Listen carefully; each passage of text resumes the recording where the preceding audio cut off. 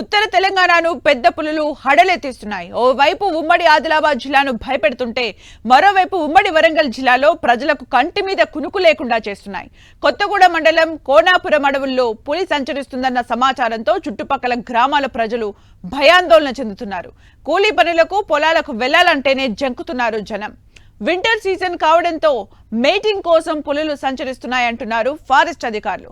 కొత్తగూడెం ఏజెన్సీలోకి వచ్చింది బెంగాల్ టైగర్ గా గుర్తించారు. అదే సమయంలో ఆడపులి కూడా కొత్తగూడెం వైల్డ్ లైఫ్ ఏరియాలోనే ఉండే అవకాశాలు ఉందంటున్నారు. దీంతో ఏజెన్సీ పల్లెల్లో గిరిజనులకు పులి భయం పట్టుకుంది.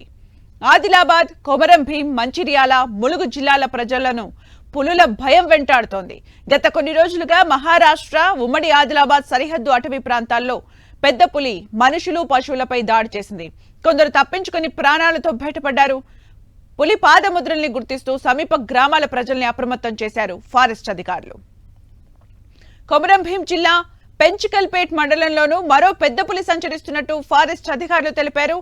దర్గాపల్లి, రస్పల్లిలో పెద్ద పులి తిరుగుతోందని చెప్పారు. ప్రజలు అప్రమత్తంగా ఉండాలని డప్పు చాటింపు వేశారు. ఈ పెద్ద పులికి K8 గా నామకరణం చేశారు. పొలం పనులకు వెళ్లే రైతులు గుంపులుగా వెళ్లాలని, ఒంటరిగా తిరగొద్దని సూచించారు.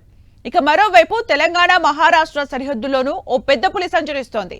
మహారాష్ట్రలోని చంద్రపూర్లోని పత్తి చేనులో పెద్ద పులి తిరుగుతున్నట్లు స్థానికులు తెలిపారు. పెద్ద పులి బారి నుంచి రక్షించాలంటూ అటవీ అధికారుల్ని కోరారు. ఇటీవల ఆదిలాబాద్ జిల్లాలో దాడికి పాల్పడిన పెద్ద పులి ఇదేనంటూ అనుమానం వ్యక్తం చేస్తున్నారు ఫారెస్ట్ సిబ్బంది. గతంలోనూ 2 పెద్ద పులులు మహారాష్ట్ర నుంచి ఆదిలాబాద్ జిల్లాలోకి వచ్చాయి. పలువురిపై దాడి చేశాయి. దీంతో కొన్ని నెలలుగా ఉమ్మడి ఆదిలాబాద్ జిల్లా వాసులు భయభ్రాంతులకు గురవుతున్నారు.